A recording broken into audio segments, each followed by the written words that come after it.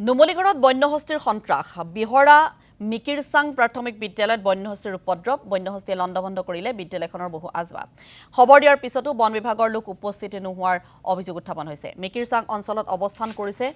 150টা হাতীৰ এটা জাকে ইয়াকে লৈ স্বাভাৱিকতে আতংকিত হৈ পৰিছে অঞ্চলবাসী আজি দুদিনমান আগতো ভাঙি থৈ গৈছে গোটেইখন আমাৰ তছমছ কৰি থৈ গৈছে তথাপিতো ফৰেষ্টৰ অহা নাছিলে কিন্তু আজি যোৱা ৰাতি আকৌ মানে ভাঙি থৈ গৈছে আজিতো বেছি ভাঙি থৈ গৈছে ফৰেষ্টৰ মাতুতে আজি বাৰু আহিলে আজি ফটো চটোৱে লৈ গৈছে তাৰপাছত বা কি কৰে নাজানো এতিয়া আগতেও তেনেকৈ আমাৰ হাতীয়ে বহুতো ভাঙি মেলি থৈ গৈছে কিন্তু আমাৰ একো তাৰ মানে হেৰি নলয় গতিকে এনেকৈ যদি সদায় হৈ থাকে তেতিয়া আমাৰো বহুত অসুবিধা হয় আমাৰ ল'ৰা ছোৱালী পঢ়োৱাটো বহুত অসুবিধা হয় আৰু এখন আমাৰ বাউণ্ডেৰী ৱাল নাই যদি বাউণ্ডেৰী ৱালটো থকাহেঁতেন তেতিয়াতো আমাৰ অকণমান হ'লেও কিবা এটা ছেফ হ'লে হয় গতিকে এতিয়া আমাৰ মানে প্ৰতিটো ক্লাছৰুমৰ ডেস্ক বেঞ্চ আদি কৰি